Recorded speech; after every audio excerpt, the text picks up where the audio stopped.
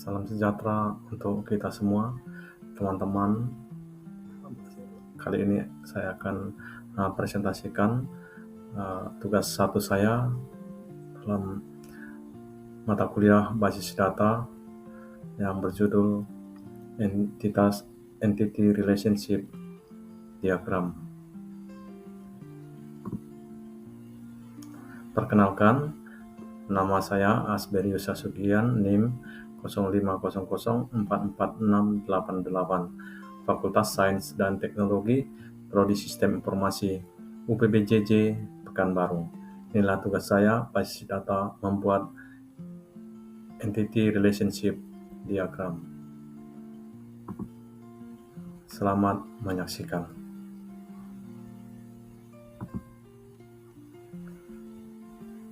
Baiklah teman-teman, tugas saya yang pertama ini yaitu membuat Entity Relationship Diagram dari contoh kasus berikut ini. Contoh kasusnya yaitu pada sebuah perguruan tinggi, mahasiswa akan mengambil mata kuliah yang ditawarkan setiap mahasiswa. Dan setiap mahasiswa dapat mengambil minimal satu, namun dapat mengambil beberapa mata kuliah dalam satu semester. Setiap mata kuliah hanya bisa diajar oleh satu orang dosen, dan setiap dosen dapat mengampu atau mengajar minimal satu mata kuliah. Dari kasus tersebut, buatlah Entity Relationship Diagram dengan tahapan atau langkah-langkah yang sesuai dengan panduan. Baiklah teman-teman, berdasarkan contoh kasus di atas, maka dilakukan tahapan-tahapan pembuatan ERD sebagai berikut. Yang pertama, mengidentifikasi dan menetapkan seluruh entiti yang terkait. Dalam kasus yang ada tadi, yaitu mahasiswa akan mengambil mata kuliah.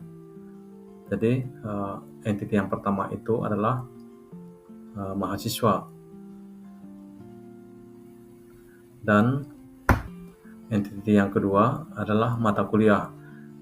Dan dalam kasus ini setiap mata kuliah hanya bisa diajar oleh satu dosen, dan setiap dosen dapat mengampu atau mengajar minimal satu mata kuliah. Nah, dari kasus ini maka kita temukan identifikasi tiga entitas, yaitu satu mahasiswa, yang kedua mata kuliah, dan yang ketiga dosen. Nah, tugas kita sekarang adalah membuat diagram Entity Relationship Diagram. Nah, dari tiga entitas ini maka kita membuat dengan YED diagram, yaitu entitas mahasiswa, mata kuliah, dan dosen. Nah, dari tiga entitas ini, langkah selanjutnya yang akan kita lakukan yaitu karena dalam kasus ini tidak disebutkan atribut setiap entitas secara rinci, maka di dalam membuat diagram saya akan tentukan secara intuisi atau secara penalaran yang terjadi dalam kehidupan sehari-hari. Kalau mahasiswa itu biasanya atributnya itu nomor induk mahasiswa atau NIM, dan yang kedua itu nama mahasiswa. Nah, untuk entitas yang kedua yaitu mata kuliah. Mata kuliah itu atributnya yaitu kode mata kuliah dan nama mata kuliah. Untuk entitas yang ketiga yaitu dosen, memiliki atribut itu nomor induk dosen dan nama dosen. Setelah kita buat atribut-atributnya ini, kita melangkah pada langkah yang ketiga. Yang ketiga yaitu untuk mengidentifikasi dan menetapkan seluruh himpunan relasi di antara himpunan-himpunan entiti yang ada beserta kunci tamu foreign atau foreign key. Dalam menentukan relasi, salah satu cara untuk memudahkan adalah dengan membuat matriks relasi antara setiap entitas. Contoh matriks relasi itu yaitu dari ketiga entiti tadi, mahasiswa, mata kuliah, dan dosen, maka kita buat matriksnya seperti ini. Mahasiswa meregistrasi beberapa mata kuliah, seperti itu, dan mata kuliah diregistrasi satu mata kuliah diregistrasi mahasiswa, seperti itu. Inilah contoh matriksnya.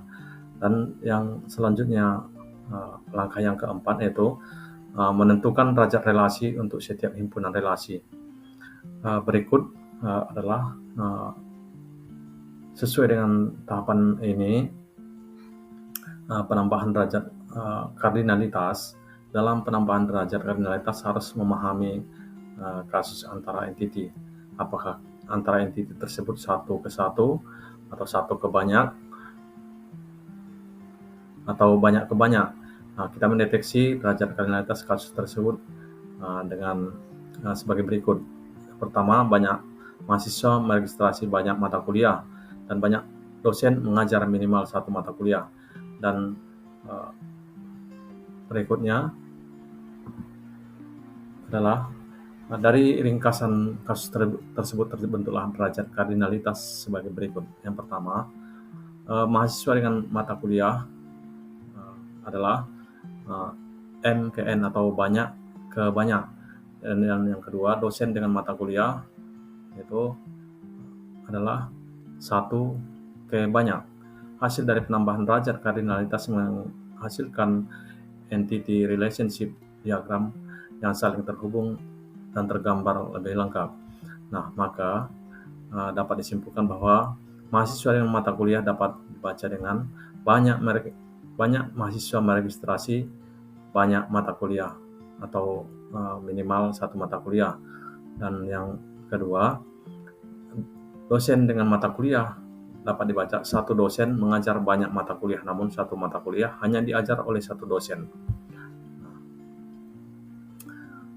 Untuk prakteknya di dalam pembuatan IRD seperti berikut ini. Dari hasil analisa tersebut